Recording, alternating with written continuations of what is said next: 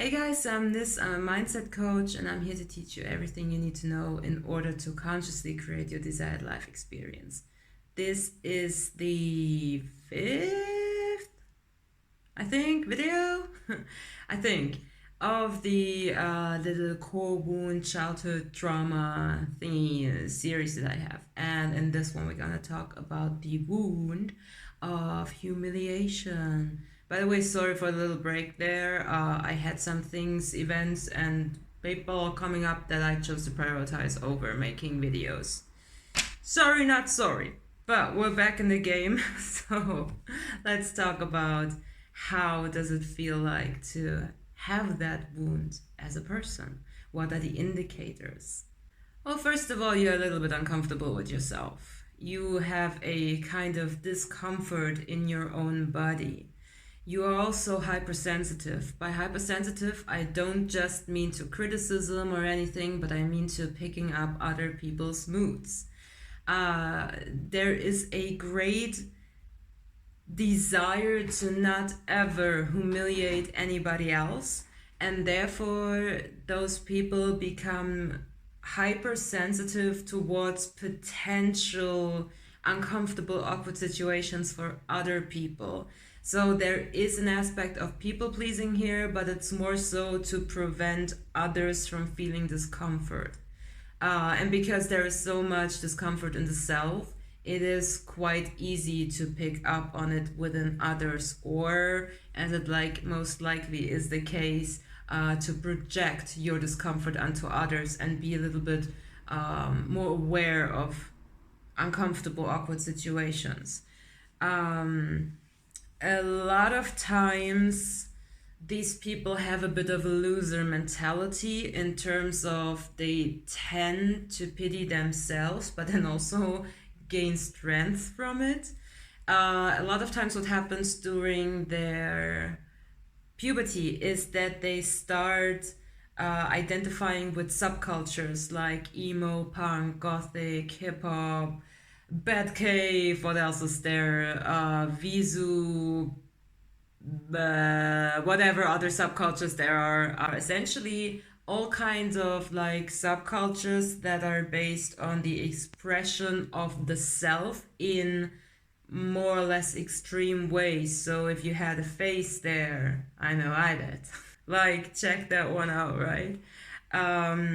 There is a tendency to celebrate weirdness. And my light was weird again, never mind. So there is a sense of celebrating the weirdness, the uniqueness of people, but in a more or less extreme way. So it's not just the healthy kind of everybody is unique and that's beautiful.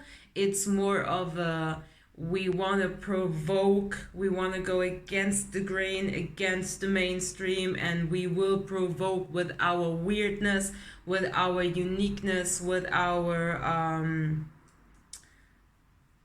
specialness, whatever. I'm lacking the correct word, but I guess you know what I mean. Another indicator would be being a bit of a class clown and using humor to overplay, to overcompensate awkward situations, to in order to downplay the feelings of inadequacy in any given moment. On the flip side of that wound would be judging others. This is when the self and the uniqueness gets so overly important in your life that you have a tendency to then judge what is normal or judge others in general, be very judgy, have a very strong opinion about basically everything and being stubborn and relentless with that, kind of like sticking to your gun for no good reason, honestly, other than self-protection, mostly. If you would be really honest to yourself, if you have that wound and if you are kind of super defensive when it comes to your strong ass kind of abnormal ideas and opinions, then it's like most likely because you wanna protect yourself, protect your opinion, because you feel a sense of security by doing that, because yourself got humiliated in the past. We're gonna get into the how this wound gets triggered in just a second, but I just want to like finish off that portion. Shame in a lot of areas as well. Shame about the body, shame about the character, shame about what it is that makes you happy, shame what it is that brings you pleasure. A lot of shame is involved in there. So another part from the flip side, or another way it can manifest in one's personality and one's lifestyle and life in general, life experience, is that if you are on the flip side, then potentially you can have your own idea of what is normal, and you get massively triggered by everything that is outside of that, and your normal can look super different. I've seen it in people that would judge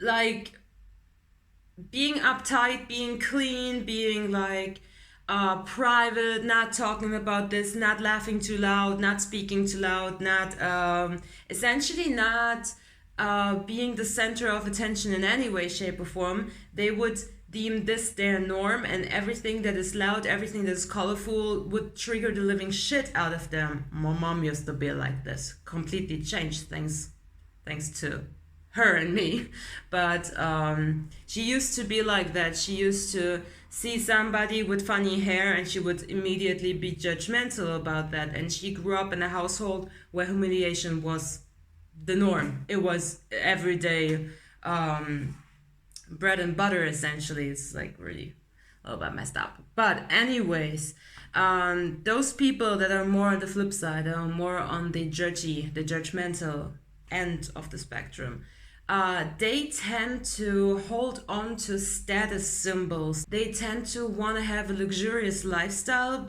not because they really need it or want it or because it would make them happy, but with the reputation, the outside reputation that comes with it brings them. So there's a lot of showing off, a lot of the need to always buy designer stuff, the need to compare yourself and your status symbols, cars, man, for some women, your clothes, the way you dress, what kind of house you have, where you live, in what neighborhood, how good are your kids' grades in school, shit like that. They would compare themselves to others and then determine based on that whether they are actually worthy of anything or not, right?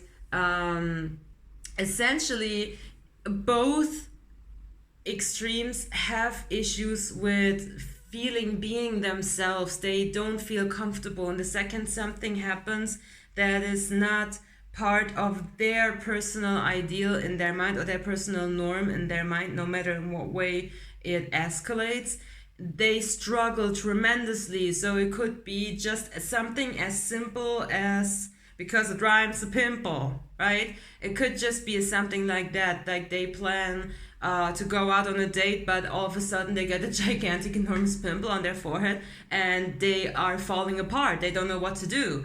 It's like, oh God, that's not perfect. It's not like, oh, whatever. It's like, it's a stupid example, but trust me, I've seen it in real life. This shit happening. So there is something like that.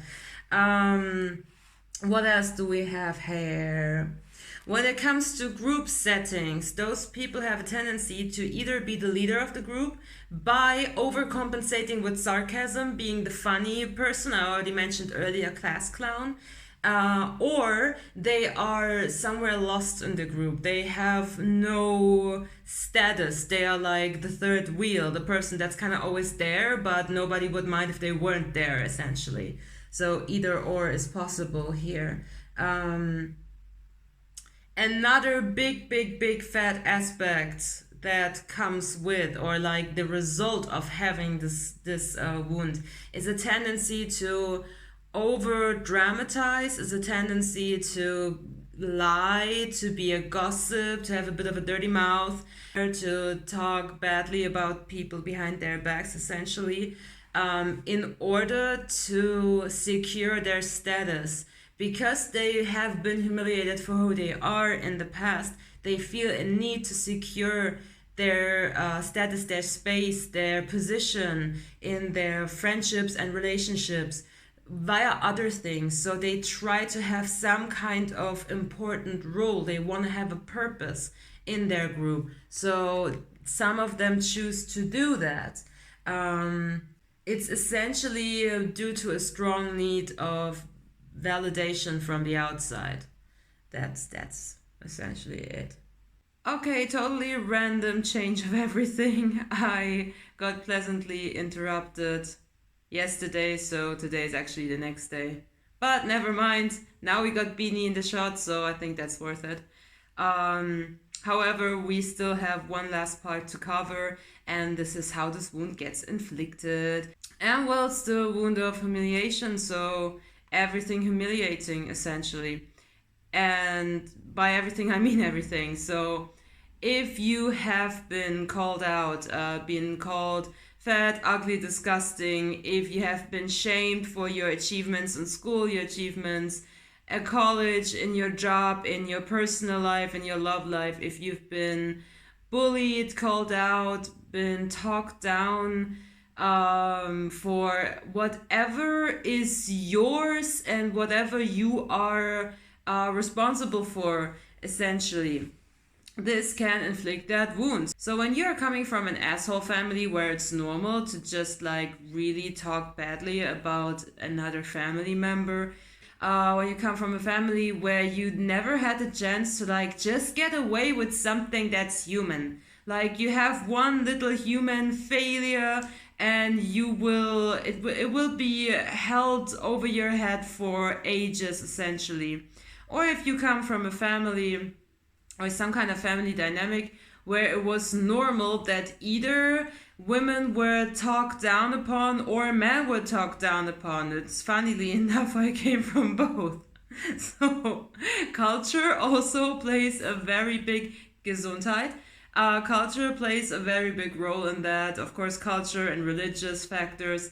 I know from one side of the family, it was more so that women were talked down, and from the other part of the family, it was that the man got humiliated. I remember my grandpa being like, just, I don't even know how he could stand that. I remember I was like super, super young, like super young. I didn't even completely understand what was going on. I was like playing in my great grandma's house, and I remember my grandpa sitting there, and both my great grandma and my grandma were just yelling at him, calling him a loser and a disgrace, and he's not a man and whatnot. It was horrible, and it went on for at least 15 to 20 minutes, and nobody did anything.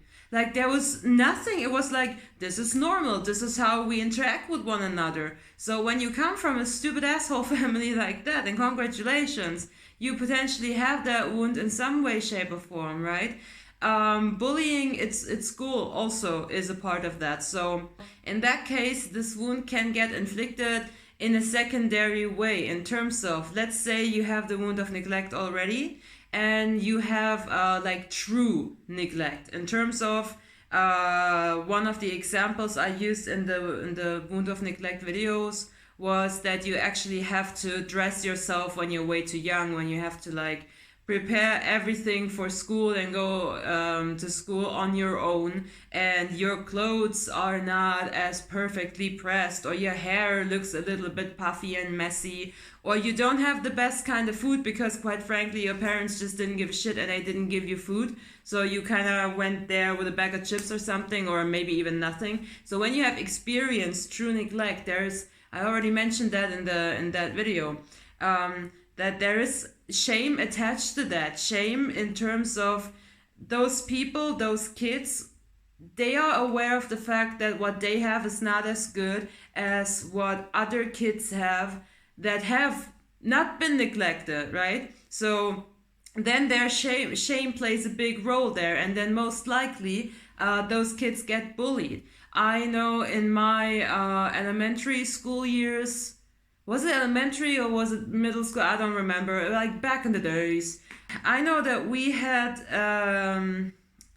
a class victim, so to speak, a dude that you could see that he was not very hygienic, he was not very well taken care of, and potentially like either he was just who he was, I don't know, no judgment there, or what I believe is potentially more true is that he felt he was neglected in some way, shape, or form, and he did exactly the things that I mentioned in this video about the wound of humiliation, in terms of he was trying to be the class clown and he was trying to overcompensate by making fun of himself, essentially. So these wounds can go together. So maybe in his case, the wound of humiliation has never happened in his family, but due to the wound of neglect and everything that brought with it, in school he then got humiliated because then he got bullied. So this is also how wounds can like come along, like almost as a string of wounds, one wound being based on another. It's crazy. This is such a big topic, I swear. But essentially that. So whenever you got bullied, called out, humiliated, made fun of, but like really nasty kind of fun, right? Being some kind of physical abuse with older siblings can also be a part of that. Humiliation is not only verbal, it can also be physical. So those are the main reasons, the main causes. But again, due to culture, due to upbringing, due to religious reasons, whatever, there are so many things. But I think when I just mentioned the word humiliation, that most people already kind of understand where it comes from, right? So that's a short ending to this, and I hope this helped as per usual. Beanie, do you have anything to add? Can I boop your nose?